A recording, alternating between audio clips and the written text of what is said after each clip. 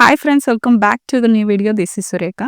ఈరోజు ఈ వీడియోలో ఇప్పటి వరకు మనం థంబ్‌నెయిల్ బ్యాక్‌గ్రౌండ్‌ని ఎలా ఎడిట్ చేసుకోవాలి, హై క్వాలిటీ థంబ్‌నెయిల్‌ని మనం క్యాన్వా ప్రో లేకుండా క్యాన్వా ఫ్రీ వెర్షన్‌లో ఎలా డౌన్‌లోడ్ చేసుకోవాలి, అలాగే క్యాన్వాలో టెక్స్ట్‌ని ఎలా ఎడిట్ చేయాలి, తెలుగు ఫాంట్స్‌ని ఎలా డౌన్‌లోడ్ చేసుకోవాలి, ఇలాంటివన్నీ డీటెయిల్స్ చూసాం కదా. అండ్ థంబ్‌నెయిల్ సిరీస్‌లో ఈరోజు ఈ వీడియో అనేది లాస్ట్ ఎపిసోడ్ అనమాట.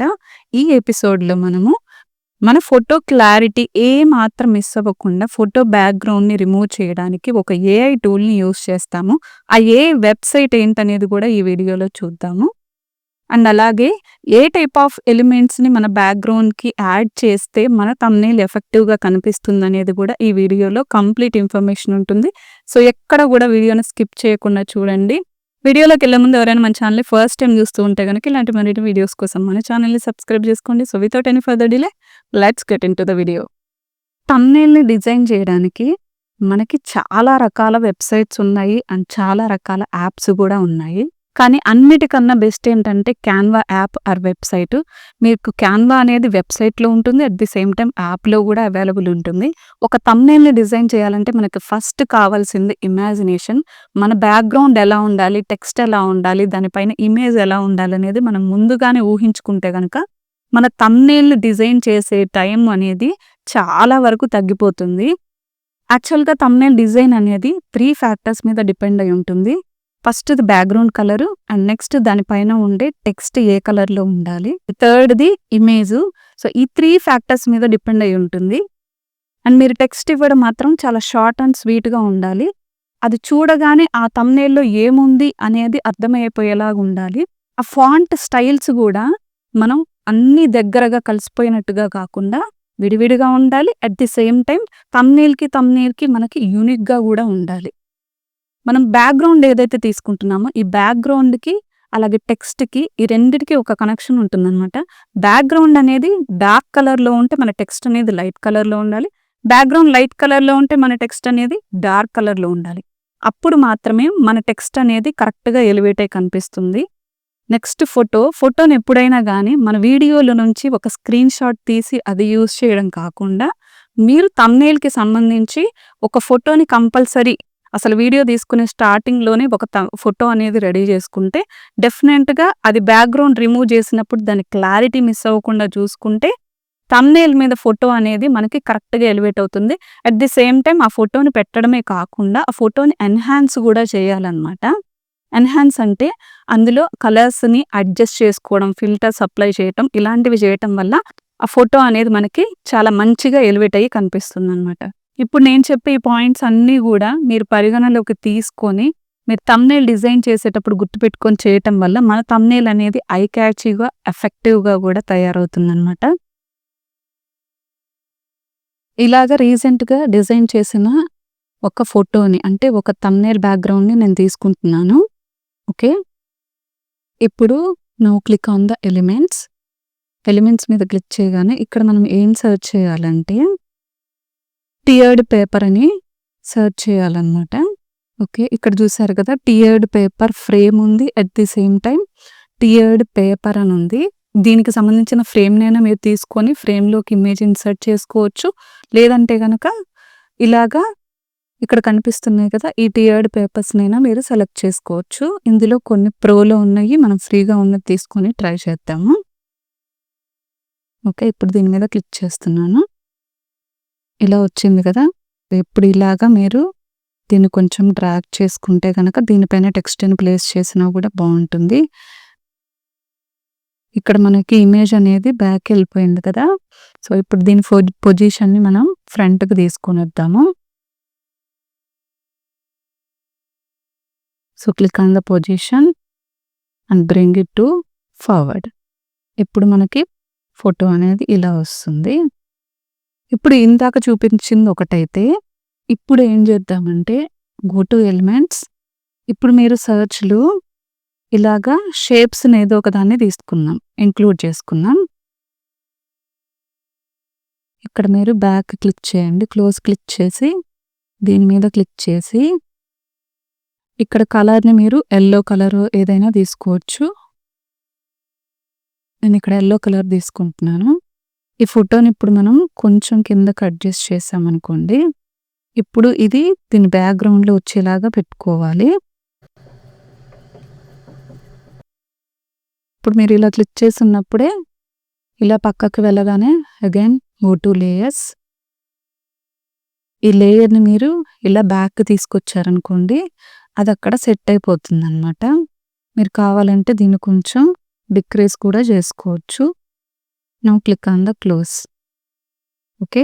ఇలాగ మీరు వెనకాల కావాలంటే షేప్స్‌ని కూడా ఇన్సర్ట్ చేసుకోవచ్చు. I'm going to elements. ఇక్కడ ఎలిమెంట్స్‌లో మీరిప్పుడు ఏం సెర్చ్ చేయాలంటే బ్రష్ స్ట్రోక్ అని చెప్పి సెర్చ్ చేయాలి. ఓకే. పెయింట్ బ్రష్ స్ట్రోక్ గానీ, లేదంటే బ్రష్ స్ట్రోక్ గానీ ఇలా సెర్చ్ చేసినప్పుడు మీకిట్లా స్ట్రోక్స్ అనేవి కనిపిస్తాయన్నమాట రకరకాలుగా. ఇందులో ఫ్రీగా ఉన్నది ఒకటి తీసుకున్నాను. నేను యెల్లో కలర్‌ని చూజ్ చేసుకున్నాను. ఇప్పుడు ఇక్కడ చూసారు కదా! ఇలా వస్తుంది. దీనిపైన మీరు టెక్స్ట్‌ని పెట్టినప్పుడు కూడా ఇది చాలా మంచిగా ఎలివేట్ అవుతుందన్నమాట. ఇప్పుడు మనకి బ్యాక్ సైడ్‌లో యెల్లో కలర్ బ్యాక్‌గ్రౌండ్ లాగా తీసుకున్నాం కదా! Brush stroke. ఇలా ఉన్నప్పుడు దీనిపైన మనకి బ్లాక్ కలర్ అనేది బాగా కనిపిస్తుందన్నమాట టెక్స్టు. సో, ఇప్పుడు మనం దీన్ని బ్లాక్ కలర్‌లో గానీ, బ్లూ కలర్‌లో గానీ, డార్క్ కలర్‌కి చేంజ్ చేసినప్పుడు అది ఇంకా టెక్స్ట్ మంచిగా ఎలివేట్ అవుతూ కనిపిస్తుందన్నమాట. అగైన్ ఇప్పుడు మనం ఎలిమెంట్స్‌లో యూట్యూబ్ అని ఒక గ్రాఫిక్ ఎలిమెంట్‌ని తీసుకుంటున్నాను. Okay. Suppose YouTube logo. Logo మీద క్లిక్ చేయగానే మనకిలాగా రకరకాలుగా యూట్యూబ్ లోగోస్ అనేవి వస్తాయన్నమాట. మీరు ఇలా దీనికి పక్కకి స్క్రోల్ చేయగానే మీకు ఫ్రీగా ఏదైతే ఉంటుందో దాన్ని మీరు తీసుకోవాలి. సో, ఇక్కడ ఇది ఫ్రీగా ఉంది కాబట్టి నేను దీని మీద క్లిక్ చేస్తున్నాను. అండ్ అలాగే ఇది ఇంత ఫుల్‌గా లేకుండా మీరు జస్ట్ దీని వరకు మాత్రమే కనిపించేలాగా కూడా తీసుకోవచ్చు. అందుకోసం మీరేం చేయాలంటే దీన్ని క్రాప్ చేసుకోవాలన్నమాట. Just click on the crop. Crop మీద క్లిక్ చేసి ఇక్కడ ఫ్రీడమ్ అనేది మీరు సెలెక్ట్ చేసుకోవాలి. ఫ్రీడమ్ అంటే మీరు దీన్ని 1:1 రేషియోలో అలా కాకుండా ఎలా కావాలన్నా గానీ మనం క్రాప్ చేసుకొని తీసుకోవచ్చు. ఓకే. ఇలా క్రాప్ చేసుకున్న తర్వాత మనం డన్ మీద క్లిక్ చేయగానే అది కొంచెం చిన్నగా వస్తుందన్నమాట. ఇప్పుడు దీన్ని ఇలా పెద్దగా తీసుకొని కావాలంటే వీటి కార్నర్స్‌ని మనం రౌండ్ చేసుకొని చేసుకోవచ్చు. ఇప్పుడు ఇలా ఉన్న దాన్ని మనం కొంచెం ఇలాగ టిల్ట్ చేసి ఇక్కడ ఇలా పెట్టామనుకోండి. ఇప్పుడు ఈ కార్నర్స్‌లో ఉండే వాటిని మనం బ్లర్ చేయాలన్నమాట. దీని మీద ఇలా క్లిక్ చేసి ఉన్నప్పుడే మనకిక్కడ ఎఫెక్ట్స్ అని కనిపిస్తుంది కదా! ఎఫెక్ట్స్ అనేది కనిపిస్తుంది కదా! ఇందులో మనకి బ్లర్ అనేది కనిపిస్తుంది. ఆ బ్లర్‌లోకెళ్ళి దాని ఇంటెన్సిటీని మనం ఇంక్రీజ్ అండ్ డిక్రీజ్ చేయొచ్చు. మీరు చూడొచ్చు ఇక్కడ బ్లర్ అయిపోతుందన్నమాట ఇమేజ్ అనేది. ఓకే. ఇలా బ్లర్ కూడా చేసుకొని యూజ్ చేసుకోవచ్చు. ఇలా మీరు ఎలిమెంట్స్‌నే కాదు మీ దగ్గర అప్‌లోడ్స్‌లో ఏమైనా ఇమేజెస్ ఉన్నా గానీ వాటిని కూడా మీరు బ్లర్ చేసి పెట్టొచ్చు. ఇప్పుడు మనము ఇక్కడ ఫోటోని ఇన్సర్ట్ చేయాలంటే ఎప్పుడైనా మనం అప్‌లోడ్స్‌లోకెళ్ళి మనకి కావాల్సిన ఫోటోని ఫస్టు క్యాన్వాలోకి అప్‌లోడ్ చేసుకోవాలన్నమాట. దానికోసం మనం ఇక్కడ అప్‌లోడ్ ఫైల్స్ మీద క్లిక్ చేసి ఇక్కడ డివైస్ అని ఉంది కదా! డివైస్, గూగుల్ డ్రైవ్ ఎందులో ఉన్నా గానీ మీరు ఇమేజ్‌ని అయితే తీసుకోవచ్చు. అన్ని ఆప్షన్స్ అయితే ఇక్కడ కనిపిస్తాయి మీకు. ఓకే. ఇప్పుడు ఫోటోస్ ఉంది కదా! దీని మీద క్లిక్ చేసి మీకు కావాల్సిన ఫోటోని ఇక్కడ ఇన్సర్ట్ చేసుకోవాలన్నమాట. ఇప్పుడు సపోజు నా దగ్గర ఈ ఇమేజ్ ఉంది. నేను ఈ ఇమేజ్‌ని సెలెక్ట్ చేసుకుంటున్నాను. సెలెక్ట్ చేసుకోగానే ఇక్కడ చూసారు కదా! బ్లూ కలర్‌లో మనకు అప్‌లోడ్ అవుతున్నట్టుగా కనిపిస్తుందన్నమాట. వన్స్ అప్‌లోడ్ అవ్వగానే మనం దీని మీద ఇలా క్లిక్ చేసుకుంటే ఇక్కడ మనకి ఇలా వస్తుంది. ఇక్కడ చూసారు కదా! బ్యాక్‌గ్రౌండ్ రిమూవర్ అనేది మనకి క్యాన్వా ప్రో ఉన్నప్పుడు మాత్రమే సాధ్యమవుతుంది. మరి ఇంకెక్కడ తీసుకోవాలి? బ్యాక్‌గ్రౌండ్‌ని ఎడిట్ చేయడానికి ఇప్పటివరకు మీరు యూజ్ చేసే వెబ్‌సైట్స్‌లో ఫస్ట్ వన్ ఈస్ remove.bg. ఈ remove.bg అనేది యూజ్ చేయటం వల్ల మీ బ్యాక్‌గ్రౌండ్ రిమూవ్ అవుతుంది. కానీ అందులో ఉన్న క్లారిటీ అనేది ఎంతో కొంత మిస్ అయిపోతుంది. అలాగే మనం హెచ్‌డీ క్వాలిటీలో ఆ ఇమేజ్‌ని డౌన్‌లోడ్ చేసుకోవాలంటే మనం అందులో సబ్స్క్రిప్షన్ తీసుకోవడం తప్పనిసరి. మన ఫోటో బ్యాక్‌గ్రౌండ్‌ని రిమూవ్ చేసినప్పుడు దాని క్లారిటీ ఏమాత్రం మిస్ అవ్వకుండా అలాగే మన ఫేస్‌లో ఉన్న ఈవెన్ దో మన హెయిర్‌తో సహా నీట్‌గా కటౌట్‌ని మనకి బ్యాక్‌గ్రౌండ్ రిమూవ్ చేసి ఇచ్చే ఈ ఏఐ వెబ్‌సైట్ ఏంటనేది ఇప్పుడు చూసేద్దాం. ఇక్కడ మీరు గూగుల్‌లోకెళ్ళిన తర్వాత పిక్సెల్ కట్ అని టైప్ చేయండి. ఇక్కడ చూసారు కదా, మీకు పిక్సెల్ కట్ ఏఐ అని కనిపిస్తుంది కదా, దీని మీద క్లిక్ చేయాలి. ఇక్కడ పి అని సింపుల్ కనిపిస్తుంది కదా, దీని మీద క్లిక్ చేయగానే ఇక్కడ మనకి బ్యాక్గ్రౌండ్ రిమూవ్ చేసుకోవడానికి ఇక్కడ 3 లైన్స్ ఉన్నాయి కదా, ఈ 3 లైన్స్ మీద క్లిక్ చేయగానే మీకు ఎడిట్ అని కనిపిస్తుంది. ఎడిట్ మీద క్లిక్ చేయగానే ఇక్కడ బ్యాక్గ్రౌండ్ రిమూవర్ అని కనిపిస్తుంది. ఇక్కడ మనం ఇమేజ్ని అప్లోడ్ చేయాలన్నమాట. ఇక్కడ నేను ఇమేజ్ని అప్లోడ్ చేశాను. ఓకే, ఇప్పుడు మనకి బ్యాక్గ్రౌండ్ అనేది ఎంత నీట్గా రిమూవ్ అవుతుందో చూద్దాము. చూసారు కదా, అసలు ఏ మాత్రం పోకుండా ఇమేజ్ అనేది ఎంత క్లారిటీతో హై క్వాలిటీతోనే మనకి ఇమేజ్ అనేది డౌన్లోడ్ అవుతుంది. మీరు పిక్సెల్ కట్ అనేది యూజ్ చేయటం వల్ల ఇది ఏఐతో బ్యాక్గ్రౌండ్ అనేది రిమూవ్ అవుతుంది కాబట్టి చాలా క్లియర్గా మనకి రిమూవ్ అవుతుంది background. At the same time మన ఫోటో క్వాలిటీ అనేది ఏ మాత్రం తగ్గిపోదు. ఇన్ కేస్ మీకు ఇక్కడ ఏమైనా ఎరేజ్ చేయాలన్నా కూడా ఇక్కడ బ్రష్ ఉంటుంది, దాన్ని తీసుకొని మీరు నీట్గా బ్రష్ చేసేయచ్చు అనమాట. ఇక్కడ మనకి డౌన్లోడ్ సింబల్ కనిపిస్తుంది కదా, ఈ డౌన్లోడ్ మీద క్లిక్ చేయగానే ఇక్కడ ఫుల్ రిజల్యూషన్తో కావాలంటే మీరు సైన్ ఇన్ అయితే మీకు ఫుల్ రిజల్యూషన్తో వస్తుంది. లేదు మాకు అక్కర్లేదు అనుకుంటే కనుక ఇక్కడ ప్రివ్యూ రిజల్యూషన్ అనేది ఫ్రీ అని ఉంది కదా, దాని మీద క్లిక్ చేయగానే మన ఇమేజ్ అనేది డౌన్లోడ్ అయిపోతుంది. ఇక్కడ డౌన్లోడ్ అగైన్ మీద క్లిక్ చేయగానే ఫైల్ డౌన్లోడెడ్ అని కనిపిస్తుంది కదా, now click on the open. Open అయిన తర్వాత మీకు ఇలా వైట్ బ్యాక్గ్రౌండ్తో ఇమేజ్ అనేది వస్తుంది. ఓకే, ఇప్పుడు మళ్ళీ మనము క్యాన్వాలోకి వెళ్దాము. మీరు అప్లోడ్స్లోకి వెళ్ళి ఇప్పుడు బ్యాక్గ్రౌండ్ రిమూవ్ చేసిన ఫోటో ఏదైతే ఉందో దాన్ని అప్లోడ్ చేసుకోవాలన్నమాట.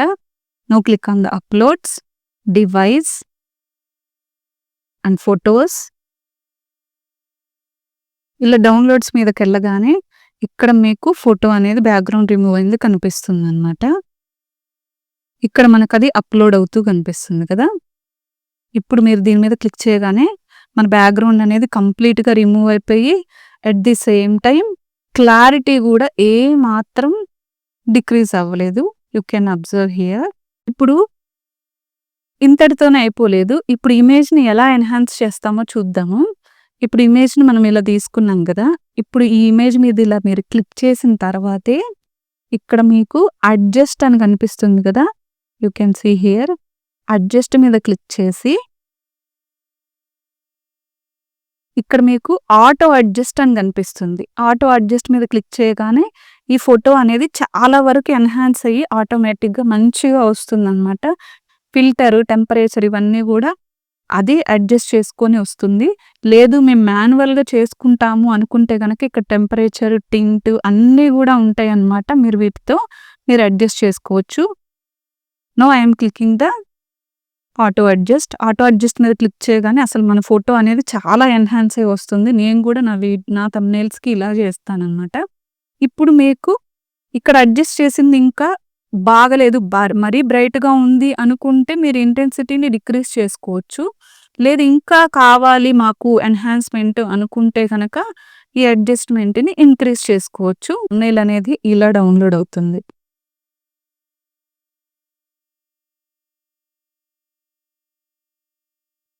సో చూసారు కదా ఫ్రెండ్స్, ఫోటోని ఎలా ఎన్హాన్స్ చేయాలి, అలాగే ఫోటో బ్యాక్గ్రౌండ్ ఏమాత్రం క్లారిటీ మిస్ అవ్వకుండా యూజ్ చేసే ఏ వెబ్సైట్ ఏంటనేది, అలాగే మన థంబ్నెయిల్స్కి ఏ టైప్స్ ఆఫ్ ఎలిమెంట్స్ని యాడ్ చేస్తారనేది చూసారు కదా.